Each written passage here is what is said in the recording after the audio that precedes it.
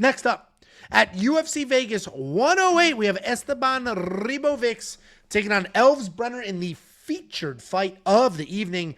Elves Brener, 16-5 in his career, 3-2 in his last 5. He's coming off that close loss to Nasrat. Nope. 3-2 in his last 5, riding back-to-back losses. Esteban Ribovics is the one who's 14-2 in his career, 3-2 in his last 5. He's coming off that close loss to Nasrat Haqparast. We just lost a no-shade fight.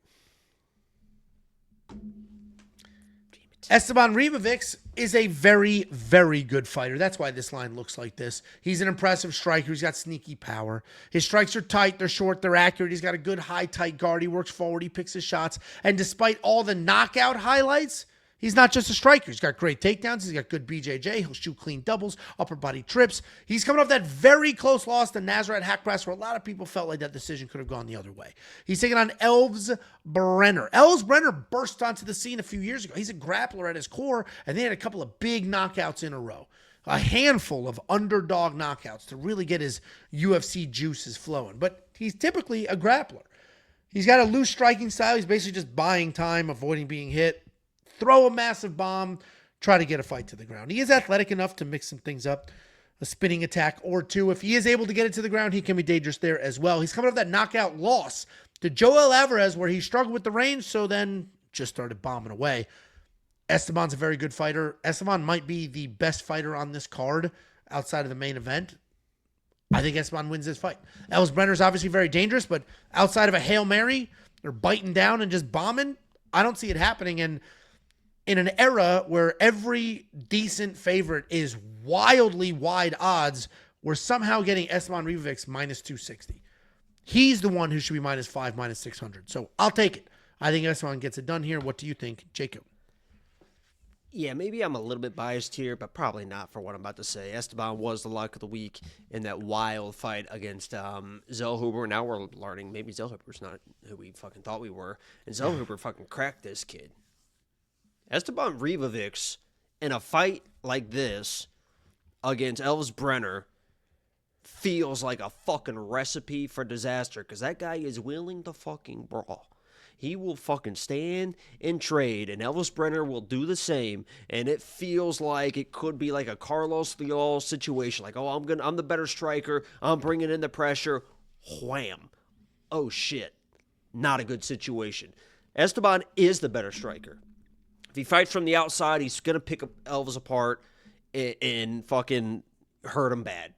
Enough to where Elves will probably shoot a takedown, and then Ribovics, he's got submissions as well, snatches up submission, plus 1,800 on the Ribovics submission bet. That's how it's going to happen. But if he comes in this fight and cracks Elves, which we've seen happen before in a Brener fight, and then he just comes in all willy-nilly, rushing in to try to get a finish, mistakes can happen.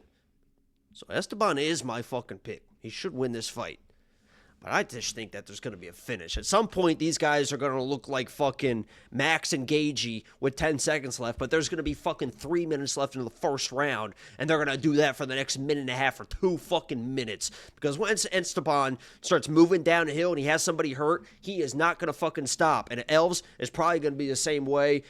I know both these guys are very tough. They've shown really good durability, but sometimes when fire meets fire, you can only be tough for so long. I think somebody's getting put out, maybe even choked out. That's what I'm playing. Esteban's my pick, but I'd rather play both sides of it. Yeah, I mean, I hear you. Obviously, Elves hits like a freight train. We watched him knock out more than one fighter as an underdog, and certainly the exact same thing could happen here. I just think Esteban's too good everywhere. If he wants to work in wrestling, he'll work in wrestling. We've seen him do that against dangerous strikers. If he wants to... He's not going to shoot one fucking takedown in this fight. It's not going to happen. He can. A guy that's so hittable, it's not going to happen. Yeah, I mean, listen, I'm just thankful that we're getting the odds we're getting here. So Esteban's going to be my pick. This is another good fucking great matchmaking. This is another fight where it's like, I can't wait for this fucking fight. There's a lot of good fights on this card. Anybody crying otherwise? To watch MMA content on YouTube and then complain about the quality of fights is odd behavior, because you clearly love MMA so much you're willing to absorb any content you can get, but then you're pissed that it's on TV. What do you like? The only way to make quote unquote better fights is if they got rid of half the roster. And you could argue this guy's not good, that guy's not good. But once you get rid of half the roster, now everybody's got losses because it's all just really good people. So it's, everybody's records are going to be fucking 10-10. And that's the MMA we had back in the day. And while the events felt a little bigger, it was much harder to build any real momentum. The titles were kind of a joke. Like, I like what we got going on here. The world needs ditch diggers too. So every now and then you're going to get someone that's not great and they'll get smoked, but it's for the greater good of the sport. I think they can do that with AI now. Robots and stuff. I keep getting pushed. AI's coming for blue collar jobs too. It's like, okay. I think the NVIDIA CEO said, I'm replacing every single job with AI. Well, that guy's a cocksucker then. Where's Luigi? Where's Luigi? I saw him say... Do you not get that? I do, but I mean, bad taste. I saw him say something like, I've created more billionaires than anybody else in history, which is probably a true statement.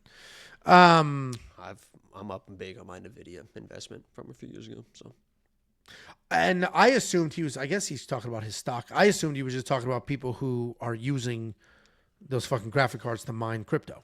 But yeah.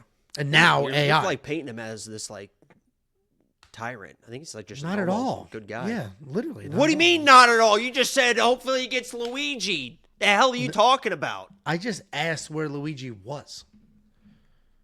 Jesus. What the hell was I saying? Oh, we're both on the Ribovics side. $9,100 seems a little tricky because while Elves can be finished, he could also be like, look at the size of that head. He could be durable as well. And if he just takes his beating and we end up in a decision, then we end up with an 85-point Esteban Ribovics win because he worked in a few takedowns. May or may not be worth it. Shooting a takedown. You want to make a fucking bet? I'll bet you $100 he shoots a takedown. Okay. Just shoots. Okay, yeah, he's not going to do that, so. Okay. You want to fucking pay me now, or? No, I'll wait. Great.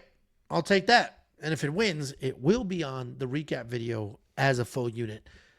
Go to the website. Check out every actual pick, every actual bet, not just these back and forth ones. WeWantPicks.com, an entire month's worth of access for $10. Yeah, what were you thinking with that background? You got done with that and you're like, that's it. This is the official background. I mean, they have like other graphics. Like, look at the thumbnail.